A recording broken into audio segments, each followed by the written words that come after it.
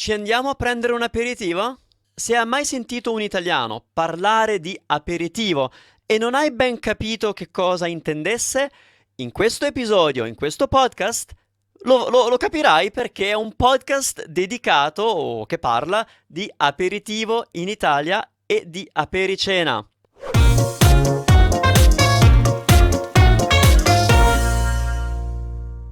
Benvenuti a Italy Made Easy Podcast, lo strumento gratuito creato apposta per te, studente di italiano, che cerchi materiali interessanti per fare pratica di ascolto e comprensione. Come è possibile?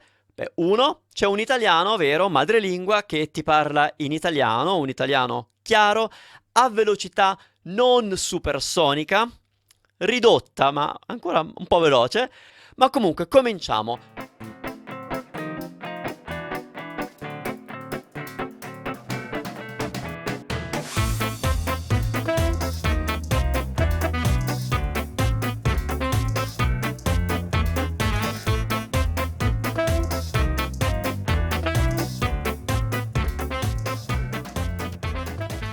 Come ho detto, oggi ti vorrei parlare di questa cosa italiana conosciuta come l'aperitivo e adesso l'apericena. Ma che cos'è esattamente l'aperitivo? Se sei anglofono, come supponiamo che sia il nostro pubblico di Italy Made Easy, conosci forse la parola aperitif o qualcosa del genere. Ma molto spesso si può confondere l'idea di aperitivo con la bevanda, e cioè la cosa che noi beviamo durante l'aperitivo. Ma non è così. Per noi italiani l'aperitivo è una opportunità di stare insieme. È sì bere una bevanda e mangiare qualche snack, ma l'idea di aperitivo è un'idea di convivialità, di congregazione e di socialità. Le origini dell'aperitivo come usanza italiana sono relativamente antiche, più o meno del 1700, ma era un rituale dell'aristocrazia italiana, le persone che potevano permettersi di rilassarsi bevendo qualcosa insieme. Ed era una delle attività preferite di Vittorio Emanuele II, il primo re d'Italia, più recentemente. Ma la vera moda dell'aperitivo come la conosciamo oggi ha più o meno 40 anni. Nasce a Milano, la Milano da bere. Milano che è una città nota anche oggi per essere una città un po' più sofisticata, una città di moda, una città di trend e una città anche di gente con i soldi.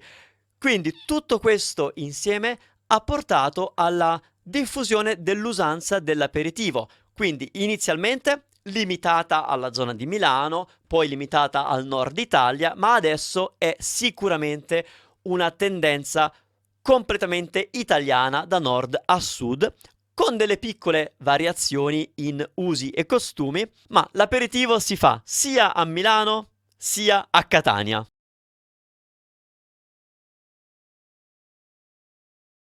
Quindi, che cos'è esattamente l'aperitivo? Allora, tradizionalmente l'aperitivo è quel momento in cui alla fine della giornata lavorativa il lavoratore italiano, invece di andare a casa a cenare, va al bar con i colleghi a bere questo drink, questa bevanda alcolica o non alcolica, accompagnata da piccoli snack, cose semplici come le patatine, le noccioline, le olive, cose così abbastanza semplici. Questa è l'idea originale.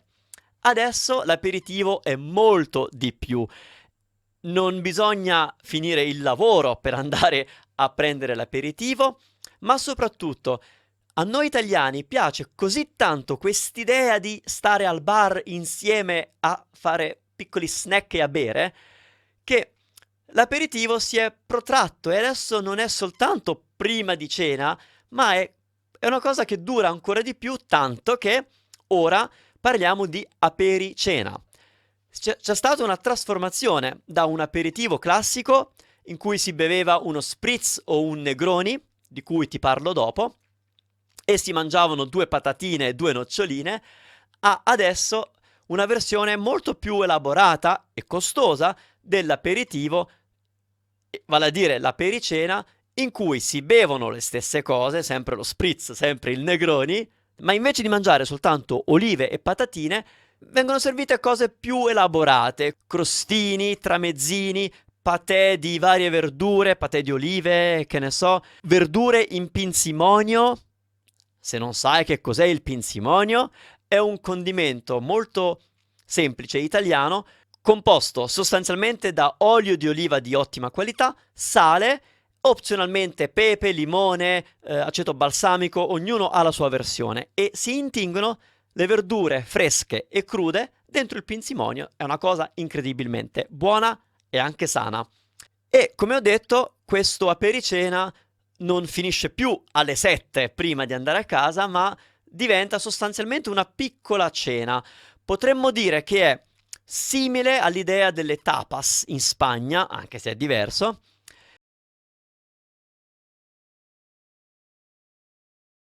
Parliamo di drink. Che cosa si beve per fare l'aperitivo?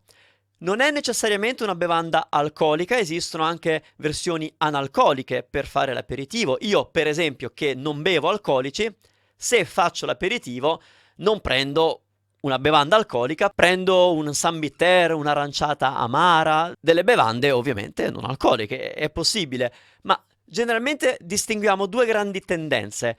Al nord, soprattutto nel Triveneto, si tende a bere di più lo spritz, che non è altro che prosecco, Aperol, soda e una fettina di arancia.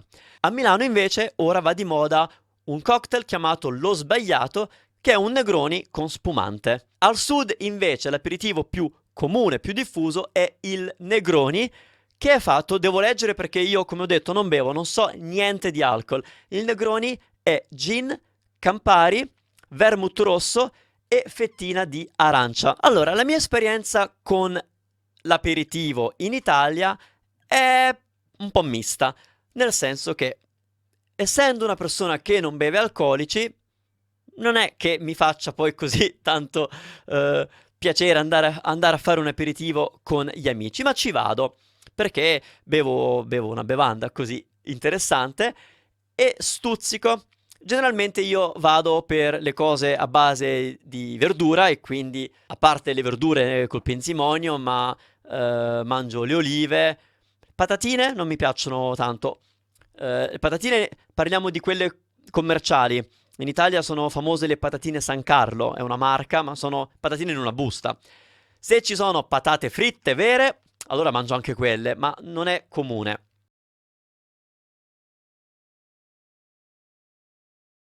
La cosa che ho osservato dell'aperitivo o apericena in Italia è che costa abbastanza, ma non ti riempie abbastanza, e per me è una cosa frustrante perché io amo mangiare e degli stuzzichini va anche bene, ma quando paghi 10 euro per degli stuzzichini, preferisco andare a prendere una pizza e mangiare e rimanere con la pancia piena.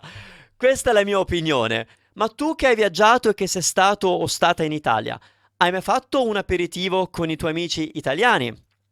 E magari no, non l'hai fatto con italiani, lo hai fatto con la tua famiglia o con i tuoi amici in vacanza in Italia. Io ti inviterei a condividere con noi qual è stata la tua esperienza con l'aperitivo in Italia. Ti è piaciuto? Non ti è piaciuto?